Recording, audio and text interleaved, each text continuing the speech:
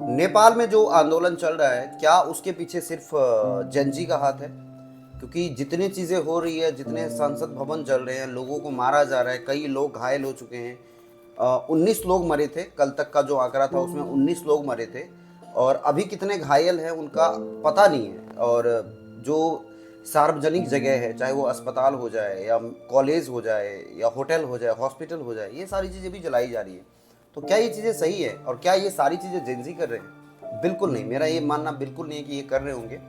हालांकि मैं भी, जो मैंने कुछ वीडियोस देखी है उसमें कुछ जो 20-22 साल के लोग हैं, जो लड़के हैं, वो स्पेशली बंदूक लेके सिगरेट पीते हुए नज़र आ रहे हैं और वो प्रोटेस्ट कर रहे हैं। तो ऐसा ये पहली बार नहीं हुआ है कि ये सारी चीज़ें जो हम नेपाल में देख रहे हैं, इससे पहले भी हमने ये सारी चीज़ें देखी है।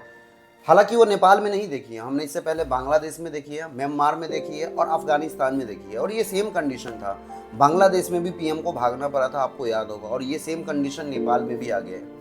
हालांकि बहुत टाइम से ये गुहार लगाया जा रहा था कि नेपाल को एक हिंदू राष्ट्र भी बनाना चाहिए, क्योंकि वहाँ के जो लोग हैं वो चाहते हैं कि हिंदू राष्ट्र होना ज़रूरी है नेपाल जैसे कंट्री को, क्योंकि वहाँ पे 90% से ज़्यादा लोग हिंदू हैं।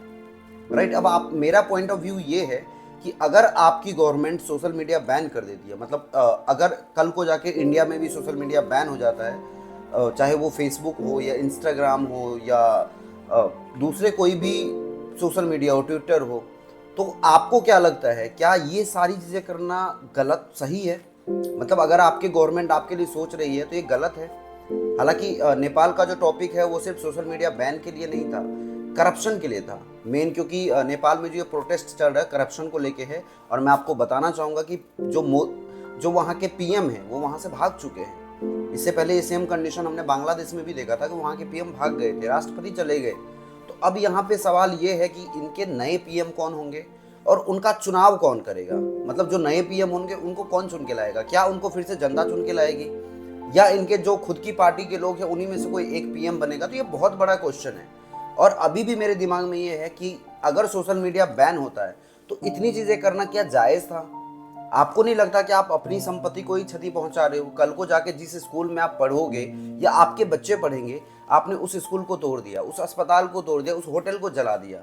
इवन कुछ जो टूरिस्ट हैं जो वहाँ पे घूमने गए हैं, जो किसी काम से गए हैं, आई गेस उनके साथ भी वो सेम सलूक किया जा रहा है जो वहाँ के जनता के साथ किया जा रहा है। हालांकि मैंने एक पुलिस की भी वीडियो देखी थी जहाँ पे एक आई गेस 24 या 25 साल का जो बंदा था उसको मार दिया गया था। तो ये चीज़ें बिल्कुल गलत है। और आपको क्या लगता है, जिस तरीके से आप प्रोटेस्ट कर रहे हो वो लीगल है? आपको नहीं लगता कि ये बिल्कुल इलीगल है? इस तरीके से नहीं होना चाहिए। अगर आपको अपनी बात रखनी है तो उसका एक वे होना चाहिए, हिंसा से कुछ नहीं होने वाला। बाकी आपको क्या लगता है, जो मेन मुद्दा है क्या रह गया है? एंड अपना जो व्यू है आप कमेंट बॉक्स में ज़रूर बताना। Thank you so much.